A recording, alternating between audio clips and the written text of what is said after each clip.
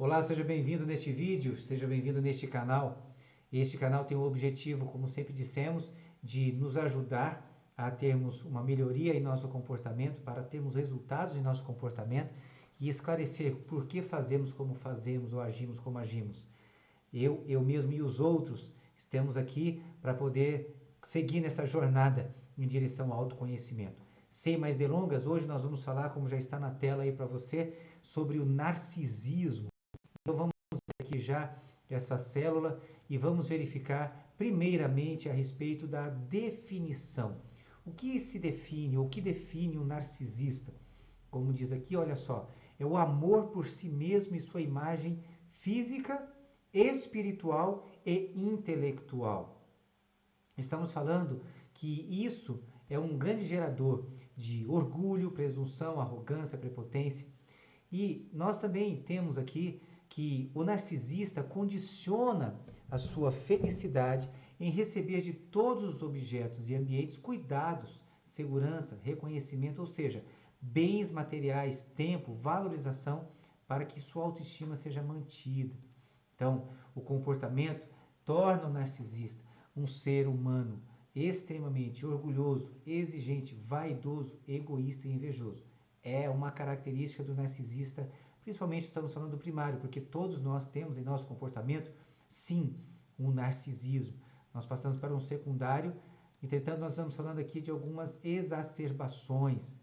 Essa é uma característica do narcisista manifestado aí. Então, vamos olhar agora algumas considerações freudianas a respeito do narcisismo. Então vamos lá. Em 1910 aparece o narcisismo nas obras de Freud e aparece para explicar que a homossexualidade é narcísica, segundo Freud. Os homossexuais tomam a si mesmos como objeto sexual, buscam modelos narcísicos introjetados na infância, parecidos com eles, para amarem a si mesmos no parceiro que vê como espelho. Ou seja, ele se ama num ser humano parecido com ele mesmo. Ele se identifica, ele encontra alguém que seja um espelhamento dele mesmo para que ele se ame naquele parceiro.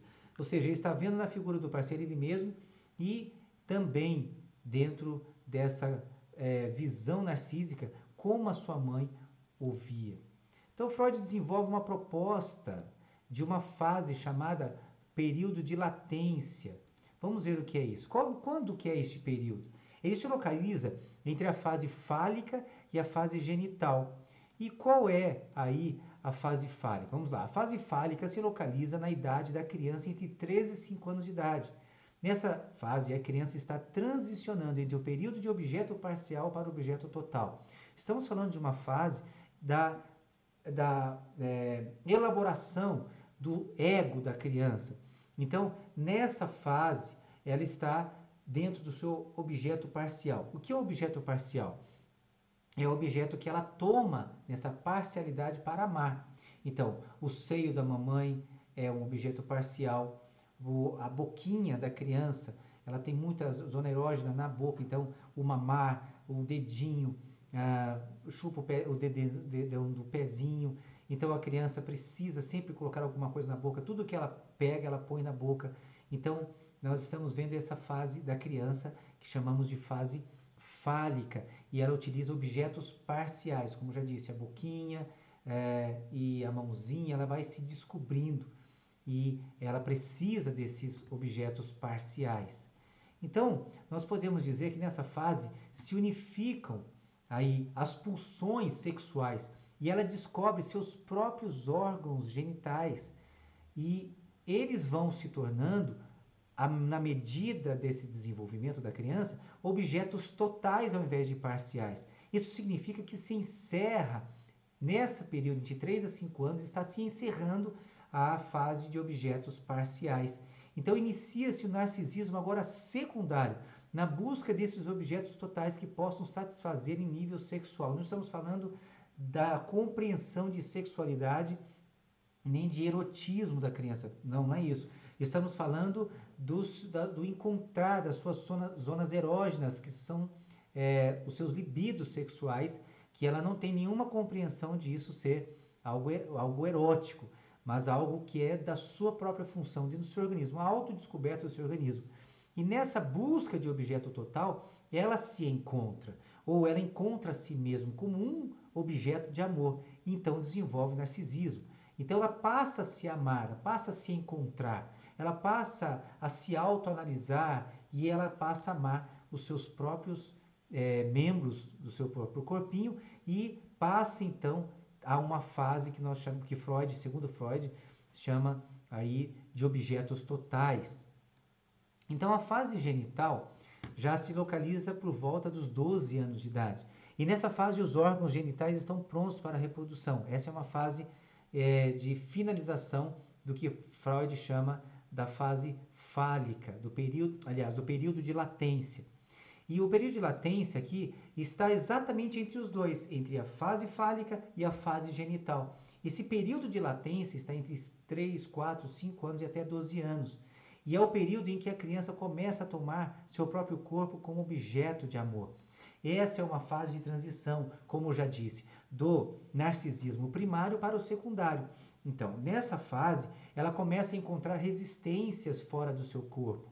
Resistência dos pais, que dizem não pode, não faça isso, põe num cantinho para pensar, os nãos, as advertências, algum tipo de dureza no falar, já não é mais aquela mãe que doa tudo sem negar nada, sem qualquer tipo de questionamento, não, mas agora começa a questionar, agora não posso, e etc. Então, tudo isso vai fazer a criança transicionar. E dentro dessa fase da primária para a secundária no narcisismo, a criança vai precisar negociar a perda da onipotência primária, do narcisismo primário, vai ter que negociar a parte perdida pelo quê? O que ela troca, o que ela perde de poder? Ela troca pelo quê?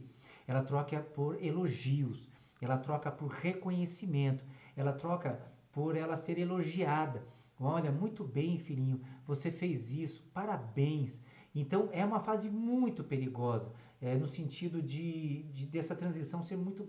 Tem que ter um cuidado dos pais para trabalhar essa fase. E nessa fase, então, dessa transição, ela passa a obter aí seus objetos ou objeto total. Vamos falar um pouquinho mais sobre isso aqui nesta célula. Segundo Jung, a energia da libido é 50% sexual e 50% empática. Então, nós temos dois tipos de libido, a libido de objeto e a libido de ego. Mas Freud, entretanto, considera toda fonte de energia sexual e a chama de libido. Freud, então, estabelece, dentro dessa visão de 100% da energia sexual, um equilíbrio preciso entre as duas libidos na base de 100%. Vamos ver como funciona isso. Ou seja, sempre será proporcional o investimento do ego em si mesmo e ou no objeto na base de 100. Por exemplo, se o ego investir 80% dos 100% em si mesmo, vai investir, consequentemente, 20% no objeto. Então, considerando que o ego visa investir em si mesmo narcisicamente sempre para buscar satisfazer suas carências e necessidades fisiológicas de segurança, de reconhecimento e de lazer, quanto mais ele investir no próprio ego, mais conflitivo e mais narcisista ele vai ser. Veja, então, nessa fase transicional do narcisista primário para o secundário, a negociação tem que levar o ego a entender que existem perdas e as perdas são necessárias, que existe o tempo de ceder, de entregar. E é uma fase muito conflitante. Por quê? Porque a criança não quer entregar. Você sabe, você também fez, eu também fiz, mas agora, como adulto, nós vemos as crianças. Não há negociação com as crianças. Ela diz que é dele, ela tem ciúmes de certos objetos e ela não divide nada com ninguém. Então é uma fase bastante interessante e essa fase aqui é que vai existir a manifestação desse narcisismo, ou seja, pode ela permanecer no primário. Olhando um pouquinho mais, quanto mais o ego investir no objeto, menos conflitivo e menos narcisista. Então, para a gente olhar o nosso comportamento de uma forma muito prática, como é o meu comportamento com as perdas? Quando o ego for narcisista primário, ele vai investir também no objeto focado em satisfação pessoal. Narcisista, ou seja, ele vai investir com expectativa de cobrança e exigência de retorno, de reconhecimento, lazer e todas as autossatisfações que envolvem a relação com o objeto.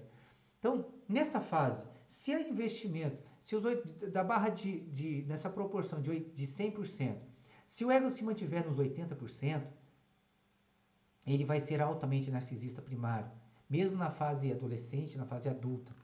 Vai ser aquele ego que vai querer tudo, que vai ter inveja de quem tem algo mais do que ele, que vai sempre olhar, vamos dizer assim, de forma bastante, vamos aqui fazer uma analogia bem simples, vai olhar a galinha do vizinho, o terreno do vizinho é sempre mais verde a grama do que o dele. Né? A galinha do vizinho é sempre mais gordinha do que a dele. Então nunca ele vai conseguir enxergar ele como suficiente. Ele não é autossuficiente, ele não é suficiente. Ele precisa de objetos, ele vai cobrar, ele vai exigir e ele vai se cobrar muito, ele vai se culpar muito.